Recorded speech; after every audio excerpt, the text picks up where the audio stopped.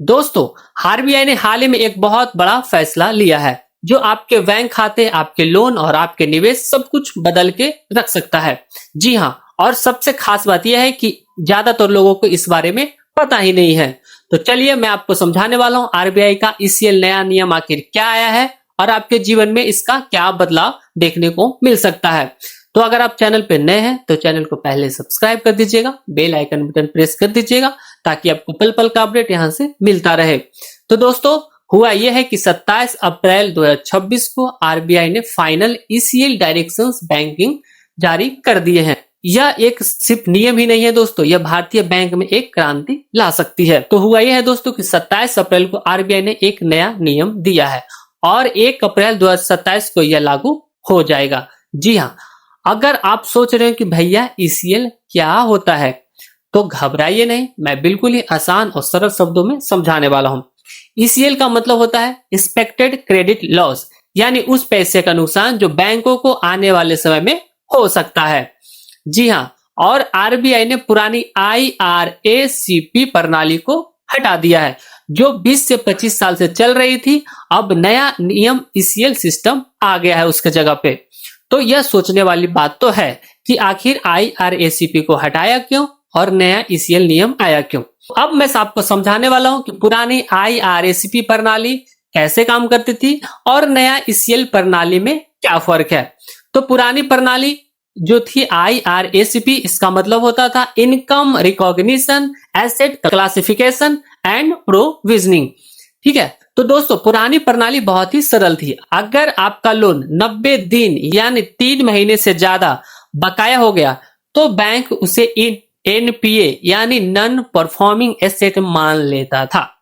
ठीक है, और फिर वह लोन के लिए प्रोविजन एक रखता था, यानी यह तो तब तक के लिए खतरा का इंतजार करता था जब तक आपका पूरा लोन डूब ना जाए। यह बिल्कुल ऐसा है दोस्तों जैसे डॉक्टर बीमारी के लक्षण आने के बाद इलाज करता है, न कि इससे पहले कोई कदम उठाता है।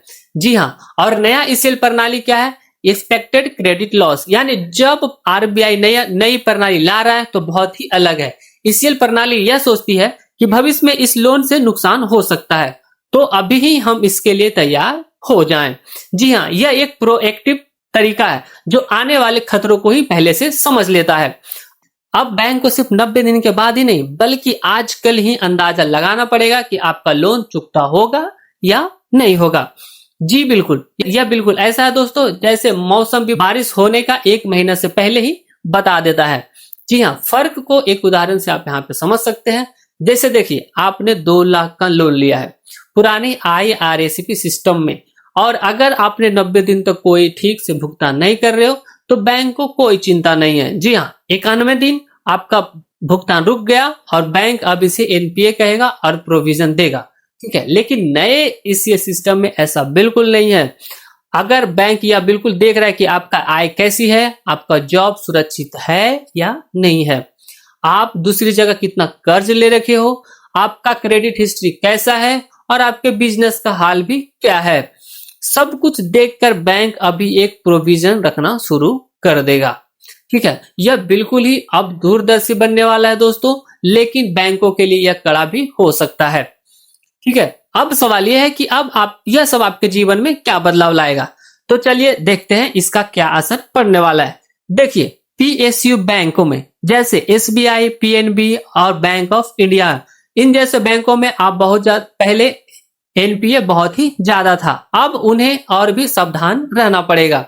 आप इसका मतलब आपके लिए क्या है? देखिए, लोन लेना थोड़ा मुश्किल जरूर हो जाएगा, ज्यादा को डॉक्यूमेंट देना पड़ेगा, ज्यादा वेरिफिकेशन करवाना पड़ेगा, लेकिन जिन्हें पहले आसानी से लोन मिल जाता था उन्हें अब भी मिलेगा, कोई दिक्कत नहीं होगी, लेकिन प्रोसेसिंग टाइम थोड़ा बढ़ जाएगा।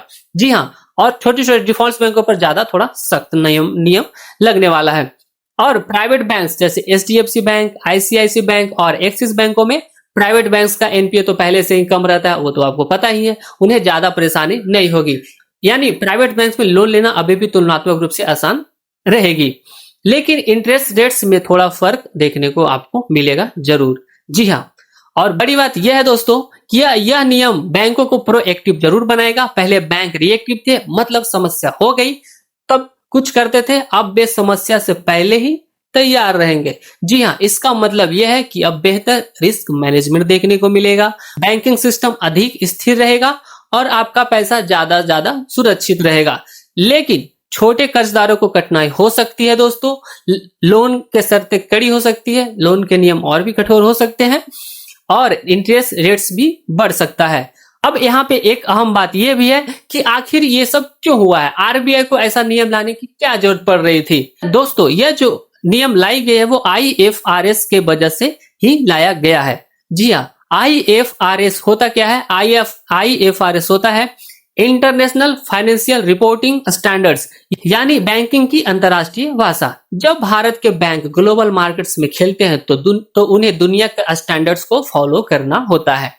पहले भारत की अपनी आईआरएसबी प्रणाली थी, लेकिन बाकी दुनिया ईसीएल को यहाँ पे फॉलो करती थी। अब आरबीआई ने कहा भैया हमारे बैंकों को भी ग्लोबल स्टैंडर्ड में आ जाना चाहिए, और सच में यह एक बहुत ही अच्छा कदम है दोस्तों। इसका लाभ ये होगा कि भारतीय बैंकों को अंतर्राष्ट्रीय स्तर पर मजबूत बनाएगा, ग्लोबल इन्वेस्टर्स को कॉन्फिडेंस देगा, भारतीय बैंकिंग सिस्टम को और मोर क्रेडिबल बनाएगा, रिस्क मैनेजमेंट बेहतर होगा। तो यह सिर्फ एक इंडियन रूल नहीं है दोस्तों, यह एक ग्लोबल इंटीग्रेशन का एक हिस्सा है। तो दोस्तों, यही था आरबीआई का नया ईसीएल नियम। अगर आप समय पर पेमेंट देते हो तो कोई चिंता नहीं है। अगर यह वीडियो पसंद आया हो तो वीडियो को लाइक कर दीजिएगा, अपने दोस्तों को साथ शेयर कर दीजिएगा और सब्सक्राइब कर दीजिएगा ऐसे ही महत्वपूर्ण टॉपिक्स के बारे में पता चलने के लिए। और हाँ, कमेंट में जरूर बताइएगा कि आपको यह नियम पहले से पता था क्या, और क्या बैंकिंग सिस्टम को और बेहतर बनाएगा या नहीं। तो आपके विचार मैं सुनना जरूर चाहता हूं। तो दोस्तों, मिलते हैं नेक्स्ट वीडियो में। तब तक के लिए अपना ख्याल रखिए और सेफ रहिए।